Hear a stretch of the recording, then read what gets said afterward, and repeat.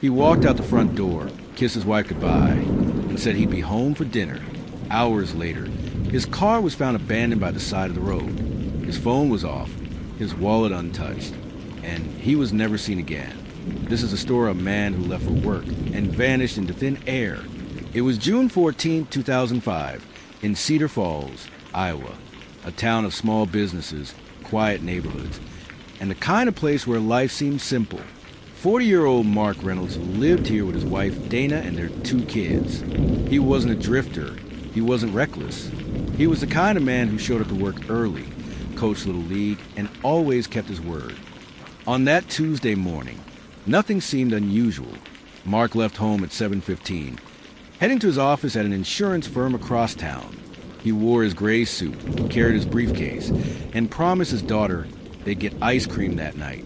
But by noon, when Mark failed to show up to an important meeting, his co-workers began to worry. At first, police thought maybe Mark had run off. Maybe stress had pushed him to disappear. But within hours, that theory crumbled. His car was discovered 15 miles from town, parked neatly on the shoulder of a rural highway. The doors were locked. The keys were gone. And inside the vehicle sat his briefcase, untouched. His wallet, his ID, his credit cards, everything was still there. Nothing had been stolen. And yet, Mark Reynolds was gone. Detectives canvassed the area. Farmers who lived nearby reported seeing the car, but nothing unusual. One truck driver swore he saw a man matching Mark's description standing beside the vehicle around 8 a.m., just 45 minutes after he left home. But when pressed, the driver admitted he didn't actually see the man get out of the car. He only saw a figure, and then it was gone.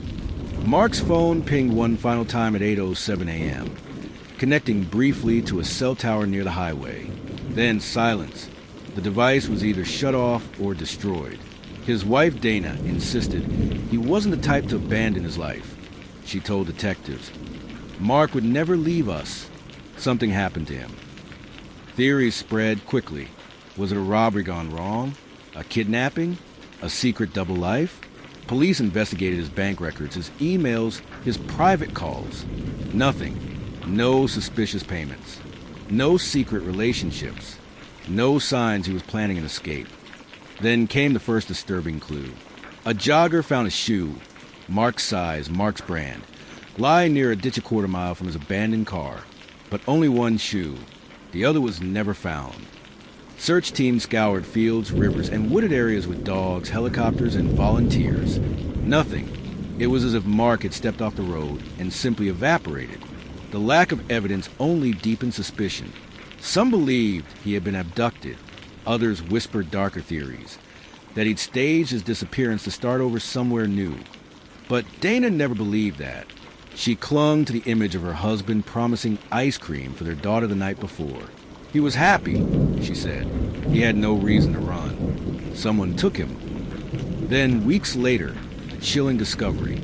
A farmer working 2 miles from the site found a torn piece of fabric caught on barbed wire. Testing confirmed it was from Mark's suit, but there was no blood, no DNA, no sign of a struggle, just a piece of cloth fluttering in the wind. Detectives followed every lead. They questioned coworkers. Some described Mark as stressed about a big case he was working on. Others said he seemed distracted in the weeks leading up to his disappearance. But nothing connected directly to foul play. The case grew colder with every passing month. Dana held vigils. Their children grew up without answers. And the town, once safe, once predictable, became a place of fear and suspicion. Then, in 2011, 6 years after Mark vanished, the case took a strange turn. A hunter exploring deep in the woods found an old campsite. Among the ashes of a fire pit lay the remnants of burned clothing. And nearby, buried shallow in the dirt, was a watch identical to the one Mark's wife said he wore the morning he disappeared. But the watch was too damaged to confirm definitively.